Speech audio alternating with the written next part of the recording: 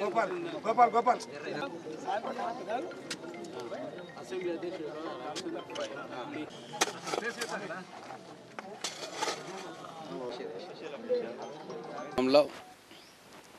ఈరోజు Yadav community hall శంకుస్థాపన చేసుకున్నాం.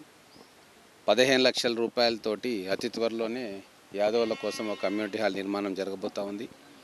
అంతేకాకుండా గ్రామీణాభివృద్ధి శాఖ నుంచి మొత్తం హన్వాడ మండలానికి 6 కోట్ల రూపాయలు మనం తీసుకురావడం జరిగింది.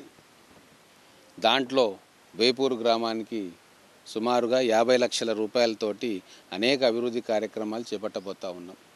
సీసీ రోడ్లు, డ్రైన్లు మొత్తం కూడా గతంలో ఎన్నడూ లేని విధంగా వచ్చిన అతి కొద్ది కాలంలోనే ఇప్పటికి 14 నెలలు అయింది. ఒక్క గ్రామానికే మనం దాదాపుగా 1 కోటి రూపాయల దాకా మనం ఖర్చు పెట్టబోతూ ఉన్నాం. హెల్త్ సెంటర్ ఒకటి, కమ్యూనిటీ హాల్స్ ఒకటి, ఇంకా రాబోయే రోజుల్లో సీసీ రోడ్లు మొత్తం కలిపి 1 కోటి రూపాయల దాకా ఒక్క వేపూరు గ్రామానికే మనం ఈ కొత్త ప్రభుత్వం వచ్చిన తర్వాత ఖర్చు పెడతా ఉన్నాము. వేల కోట్ల రూపాయలతోటి ఈరోజు గ్రామీణ అభివృద్ధి కోసం బడ్జెట్లో కేటాయించుకున్నాం. అంతేకాకుండా రుణమాఫీ కూడా ఈ గ్రామానికి 1 కోట్ల రూపాయల్లో రుణమాఫీ జరిగింది. ఎంతోమంది రైతు కుటుంబాలు రుణముక్తులైనరు. రైతు భరోసా కూడా మళ్ళీ అందరికీ పడతా ఉన్నాయి. ప్రతి ఒక్క రైతుకు సాగుకు యోగ్యమైన ప్రతి ఎకరాకు కూడా రైతు భరోసా ఇవ్వదలుచుకున్నాం. ఇంకా అనేక సంక్షేమ కార్యక్రమాలు రాబోయే రోజుల్లో మొదలవుతాయి. రేషన్ కార్డుల కోసం అప్లికేషన్స్ తీసుకున్నాం.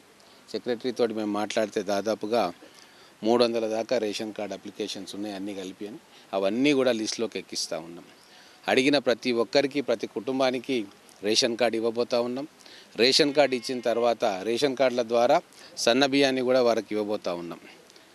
ఇవన్నీ కూడా రాబోయే రోజుల్లో గ్రామీణ ప్రజల కోసం, ఇక్కడ ఉన్న రైతుల కోసం, మహిళల కోసం, అందరి కోసం కూడా మనం సంక్షేమ కార్యక్రమం తీసుకుంటున్నాం.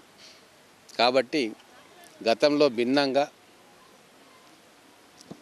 మహిళల కోసం ప్రత్యేకంగా ఆర్టీసీ బస్సులో ఉచిత ప్రయాణం చేసినాం. తర్వాత అమ్మ ఆదర్శ పాఠశాలలు కూడా ప్రతి గ్రామంలో పూర్తి చేసుకొని నిధులు కూడా విడుదల చేసుకున్నాం. పాఠశాల కమిటీ చైర్మన్లను, విద్యా కమిటీ చైర్మన్లు అందరినీ కూడా మహిళలు నియమించుకున్నాం. ఇట్లా సంక్షేమ పథకాలు ఇవ్వడంలో కాంగ్రెస్ ప్రభుత్వం మొదటి వరుసలో ఉంది. ఏ హామీలు అయితే మేము ఎలక్షన్ వాగ్దానాలు ఇచ్చినామో అవన్నీ కూడా ఒక్కొక్కటిగా పూర్తి చేస్తూ ఉన్నాం. ఆర్థిక పరిస్థితి బాగలేకున్నా గత ప్రభుత్వంలో చేసిన తప్పులతోటి ఈరోజు సంవత్సరానికి 65,000 కోట్ల రూపాయలు వడ్డీ అసలు కడతా ఉన్నాం. అవన్నీ కట్టుకుంటూ మళ్ళీ సంక్షేమ పథకాలకు పెద్దపీట వేస్తూ ప్రతి ఒక్కటి జాగ్రత్తగా రూపాయి ప్రజలకే చెందే విధంగా మేము జాగ్రత్తగా ఖర్చు పెడతా ఉన్నాం.